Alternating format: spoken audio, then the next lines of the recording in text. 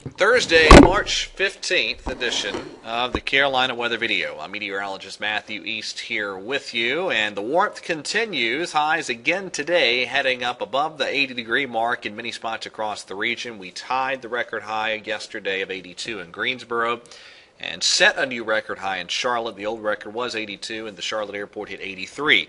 I think similar high temperatures out there this afternoon. Now, there were a lot of hail-producing thunderstorms yesterday over parts of the Ohio and the Tennessee Valley.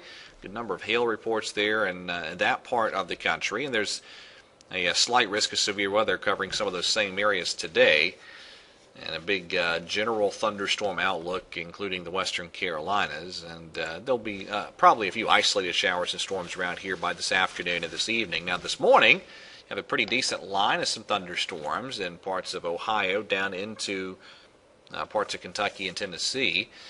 And, in fact, there's been a severe thunderstorm warning, a couple of them, along that line all the way from parts of Ohio into eastern Kentucky early this morning. Very, very warm pattern. You have 60s for current temperatures all the way up into the Great Lakes region during the 5 a.m. Eastern Time hour this morning. Very warm stuff for sure. There's the upper air pattern, and not a lot of change today. Kind of a zonal flow. Notice the main track of storm systems way off to our north. So this is a very warm pattern of the central and the eastern parts of the country. Now, some changes getting set to unfold as we head into next week especially. Look at this. This is off the European model. This is valid Tuesday morning of next week.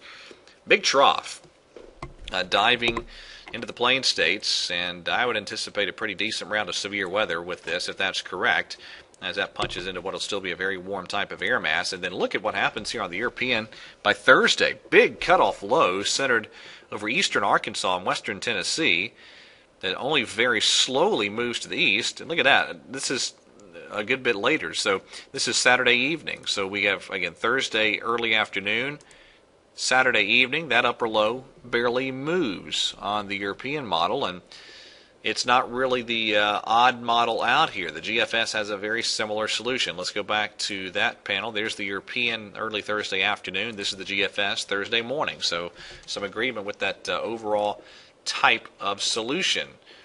That'll be interesting next week. As far as this afternoon is concerned, again, I think kind of an isolated coverage of some showers and thunderstorms, a possibility across the Carolinas today. And that'll be the case into tonight as well. There's what it looks like on the GFS with the shower and storm chances and an isolated coverage around our region today. Better chances west of the mountains, and highs again very similar to yesterday, low and mid 80s. Tomorrow I anticipate a little better chance of some showers and storms. I'll call it scattered showers and thunderstorms tomorrow. Same deal as we get into the weekend. Saturday might be the day with the best coverage of showers and storms, but I still expect some shower and thunderstorm chance around here on Sunday. And it stays pretty warm. Saturday's highs upper 70s and low 80s, probably mid and upper 70s on Sunday. Next week, Monday, I'm going to throw back in the chance of a couple of isolated showers and thunderstorms. I still think we're going to see some high pressure try to build in here from the Atlantic Ocean, but it doesn't look quite as pronounced as it did on some model runs earlier this week. Now let's talk about the next system. This is the GFS model, and notice this looks like a pretty good threat of some severe weather as that trough begins to swing into the Plain States Monday, and then we go out to Tuesday, and you see that band of rain and thunderstorm opportunities there.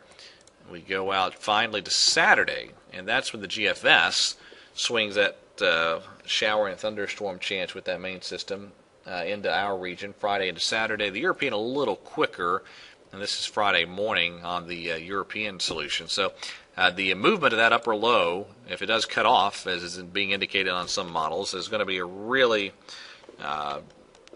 significant forecast challenge for next week, and we'll see how that unfolds. Depending on the movement of that upper low, could be a multi-day severe weather threat in some part of the southern U.S. As that upper low interacts with all this warm air that's been in place. So we'll see. That's something to contend with for next week. All right, that is it for today. Thank you for watching today's edition of the video. Have a great Thursday, and God bless.